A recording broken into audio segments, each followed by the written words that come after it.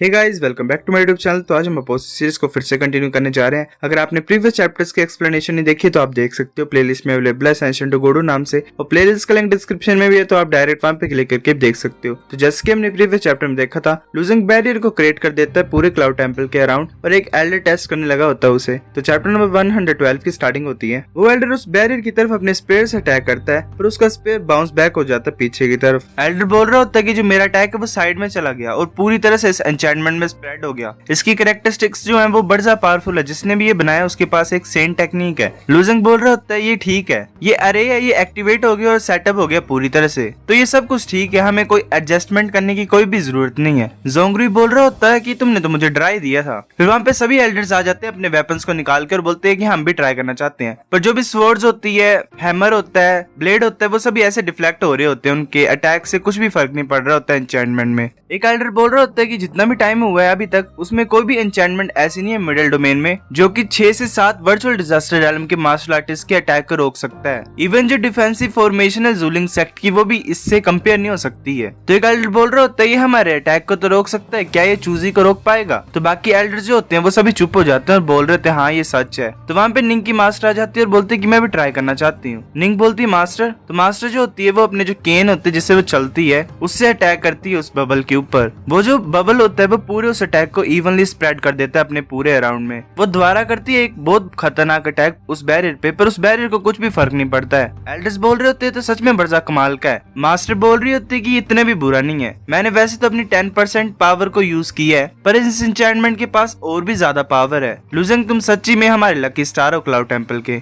एक एल्डर बोल रहा होता है कि जैसे कि ग्रैंडमा यू ने बोला, लूजिंग के पास ग्रेट फेट की है, ये लक को लाता है जहाँ पे भी ये जाता है, ये अनलकी स्टार नहीं है, ये सबसे ज्यादा लकी बंदा है यहाँ पे। तो दूसरा एल्डर बोलता है अच्छा चलो डिफेंसिव फॉर्मेशन तो अब सेट हो गई, तो अब थोड़ा सा रिलैक्स कर सकते हैं। तो बाकी बोल रहे होते हैं हाँ ये तुम सही बोल रहे हो। जाओ ऊपर होता है हवा में और देख रहा होता है पहले नमूना कुछ काम खराब करेगा फ्यूचर में। फिर हमें 2 मंथ के बाद का सीन दिखा देता है। लूजिंग ऐसे घूम रहा होता है और बोलता है कि फाइनली मैं चलो 7th लेवल ऑफ सेलेस्टियल रेलम में तो पहुंच गया हूँ। वो सोच रहा होता है कि ऐसा कैसे है कि चूजी अभी तक नहीं आया यहाँ पे, पर मुझे टेम्पल लॉर्ड ने बुलाया आज। मैं ये सोच रहा हूँ कि डाई क्यों देखना चाहती है मुझे। लूजिंग आइस पैलेस में आ जाता है। निंग बोलती है लूजिंग इसे देखो। तो वो लेटर होता है वेल वहाँ पे। लूजिंग उसे पढ़ रहा होता है। लूजिंग बोलता है कि 5 और दिन है कि लाइट फेस्टिवल के लिए। निंग बोलती है हाँ, जो वर्ल्ड कमर्शियल लाइंस है वो एंटर करेगी टॉम ऑफ इमॉर्टल को लैंटर्न डे के दिन, इसलिए उन्होंने एनलिस्ट किया हुआ सभी पीपल्स को मार्शल आर्ट कॉम्पिटिशन के पहले। और ये जो लिस्ट है ये सभी को दे दी है लैंटर्न फेस्टिवल से पहले। लूजिंग बोलता है कि इस लिस्ट में के ट्रेजर भी हैं इंक्लूडेड जो होंगे। निंग बोल रही होती है हाँ ये सही है, पर लिस्ट के अकॉर्डिंग जो है जो मिलेनियम मैग्नेट है वर्ल्ड कमर्शियल लाइंस का उसने कैलकुलेट किया हुआ है, और मुझे वैसे स्पेसिफिक का पता नहीं है। निंग बोल रही होती है इमॉर्टल टॉम में immortal Z bone 9 lantern glass भी है, पर वो मेरे लिए ज्यादा इंपॉर्टेंट नहीं है। मुझे बताओ सिर्फ इंपॉर्टेंट चीजें चाहिए जैसे कि लिम्बो फ्लावर। लूजिंग सोच रहा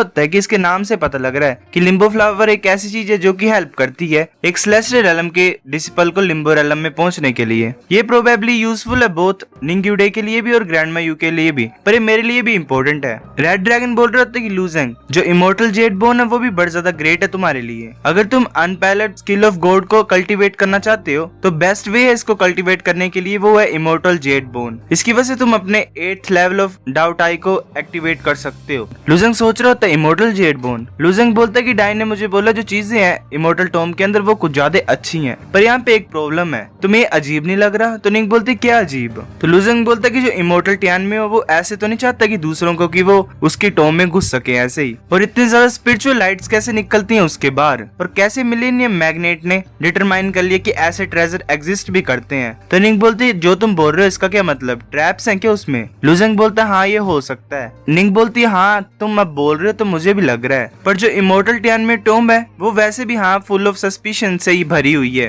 पर लोग क्यों बोलते हैं कि अगर हम 9 टॉम लैंटर्न्स को कलेक्ट कर लेंगे तो हम टॉम के अंदर घुस सकते हैं, और जिसने भी ये लैंटर्न को क्रिएट किया है और उसने अलो किया है सेंट्रल रीजन में से फ्लोट करने के लिए। अगर ये ट्रैप भी होगा फिर भी मैं बड़ा ज्यादा क्यूरियस हूँ। लूजिंग बोल रहा होता है कि जो वर्ल्ड है मार्शल आर्टिस्ट का, जब भी किसी चीज का बर्थ होता है तो वो अपॉर्चुनिटी से भी भरा होता है और रिस्क से भी भरा होता है। ये मत बोलो कि इमॉर्टल टियानमियो की टॉम जो है वो ट्रैप है, अगर होगी भी फिर भी हमें जाना पड़ेगा उसके अंदर। है ना? तो निंग बोलती है हाँ। तब जो पूरा क्लाउड टेम्पल होता है वो बहुत खतरनाक तरीके से शेक होने लग पड़ता है। लुजेंग और निंग हैरान हो जाते हैं दोनों। निंग बोलती है कि क्या चल रहा है, चलो चलते हैं देखते हैं। और हमें यूनहाई सिटी का सेंटर दिखा देता है। वहाँ पे एक बच्चा चल रहा होता है, वो भी उस शेकिंग से नीचे गिर जाता है और रो रहा होता है। ऐसे जो सभी होते हैं क्लाउड टेम्पल के वो इकट्ठे हो रहे होते हैं और जो मॉन्क्स होते हैं एक टेम्पल में, क्लाउड टेम्पल में, वो भी प्रे कर रहे होते हैं। एक एल्डर बोल रहा होता है कि चूजी आ गया है। चूजी हवा में होता है और बोल रहा होता है कि ग्रैंड मायू बाहर निकलो और अपने आप को बताओ। ग्रैंड मायू भी आ जाती है अपने हट से बाहर। सभी जो एल्डर्स होते हैं, निंग और लुजेंग होता है, वो वहाँ पे जा रहे होते हैं बाहर की तरफ। ग्रैंड मायू बोल रही होती है कि ईस्ट हेरेटिक यहाँ पे क्या कर रहा है क्लाउड टेम्पल में और वो क्या ढूंढ रहा है। चूजी बोल रहा होता है कि अभी सिर्फ 3 महीने हुए मार्शल आर्ट कॉम्पिटिशन को, मुझे नहीं लगता कि तुम इतनी ज्यादा भुलक्कड़ हो गई अपनी एज की वजह से।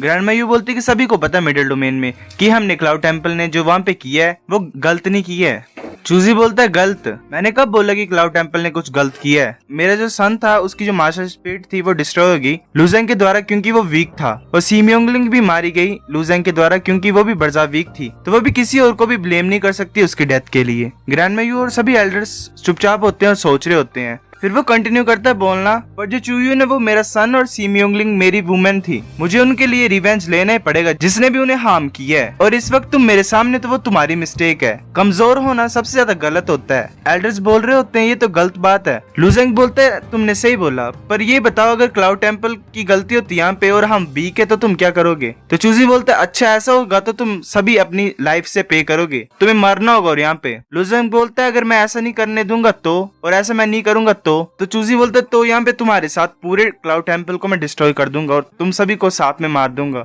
लुजेंग बोलता है क्या तुम अंदर भी आ सकते हो? मुझे तो ऐसा नहीं लगता। चूजी बोल रहा है मुझे मत बताओ कि अब तुम इस बैरियर के ऊपर रिलाई कर रहे हो। उस दिन मैंने सिर्फ 2 बेकार से पंचेस किए हुए थे, तो तुम क्या सोच रहे हो तुम मुझे रोक सकते हो आज? फिर चूजी अपनी पावर को पूरी तरह से रिलीज करता है, उसे गोल्डन कलर का ऑरा सराउंड कर रहा होता है और उसकी पावर के साथ पूरा एटमॉस्फेयर भी चेंज हो रहा होता है। ग्रैंड मायू होती है वो भी अपनी पावर को एक्टिवेट करती है और पूरी तरह से यंग हो जाती है। वो बोल रही होती है कि तुम ब्रेक करना चाहते हो तो ब्रेक कर सकते हो, पर होगा नहीं तुमसे। निंग भी बोलती है मास्टर, और वो भी अपने बैटल फॉर्म में आ जाती है और बोलती है मैं भी गिव अप नहीं करूंगी। चूजी बोलता है ये यूजलेस है। फिर वो अपना अटैक यूज करता है स्काई ब्रेकर और एक बहुत बड़ा पंच मारता है पूरे बैरियर में। वो अटैक इतना ज्यादा खतरनाक होता है कि ऐसा लग रहा होता है कि स्टेट एनर्जी पूरे हेवन से आई होती है। उसका इम्पैक्ट तो बड़ा ज्यादा होता है पर उस बैरियर को कुछ नहीं हुआ होता। तो सभी एल्डर्स हैरान हो जाते हैं और एक एल्डर बोल रहा होता है कि सच्ची में एक रियल प्रोटेक्शन अरे है। चूजी कुछ नहीं बोल पा रहा होता है। लुजेंग चूजी को तंग करता है और बोलता है क्या तुम इतना ही कर सकते हो? चूजी फिर अपने नेमलेस बुद्धा को निकाल लेता है, स्वॉर्ड को, और उसे इन्फ्यूज करता है अपनी पावर से, और वो जो स्वॉर्ड होती है वो बहुत बड़ी हो जाती है। वो फिर अपना अटैक यूज करता है वॉइड सुंडर। जो एल्डर्स होते हैं वो बोल रहे थे नहीं ये एक वेपन है नेमलेस ब्लेड, और ऊपर से इसने अपनी पावर को भी उसके साथ कंबाइन किया है। मेरे को लगता है कि बैरियर अब रोक पाएगा इसे। उस अटैक से बैरियर के ऊपर बहुत बड़ा इम्पैक्ट पड़ा होता है। जो एल्डर्स होते हैं वो बोल रहे होते हैं कि नहीं हम खत्म हो जाएंगे अब, पर उस इम्पैक्ट की वजह से जो थंडर का फॉर्मेशन होती है उस बैरियर के साथ वो चूजी की तरफ अटैक कर देती है थंडर की। वो जो थंडर स्ट्राइक होती है चूजी उसे डोज कर लेता है। लुजेंग बोल रहा होता है कि ये बुरी बात है कि मैं बड़ा ज्यादा स्लो था, मैंने सोचा नहीं था कि चूजी इतना ज्यादा फास्ट होगा। ग्रैंड मायू बोल रही होती है कि इसने बड़ा ज्यादा मार्शल आर्टिस्ट की पावर को कंज्यूम किया हुआ है, जो अभी ये वो सभी की पावर जितनी भी उसने अब्सॉर्ब की है उससे है, इसको मारना इतना भी ज्यादा आसान नहीं होगा। वो जो स्मोक हटती है तो बिल्कुल चूजी ठीक होता है, तो उसे देख के सभी एल्डर्स थोड़े से घबरा जाते हैं। चूजी बोल रहा होता है लुजेंग तुम्हारे पास है वो जो कि तुम्हें मेरा ओपोनेंट बनाता है। लुजेंग बोल रहा होता है कि लुयान को जाने दो, मैं तुम्हें छोड़ दूंगा जिंदा। क्लाउड हॉल के जो एल्डर्स होते हैं ये सुन के वो थोड़े से घबरा जाते हैं। एक सोच रहा होता है कि लुजेंग ने सोचा भी है क्या बोलने से पहले कि क्या उसने अभी बोला है। ग्रैंड मायू भी सोच रही होती है क्या इसने सच में बोल दिया वो। निंग हंस रही होती है, सोच रही होती है तो कुछ ज्यादा इंटरेस्टिंग है, पर ये बुरी बात है कि हर वक्त अपनी छोटी बहन के बारे में सोचता रहता है।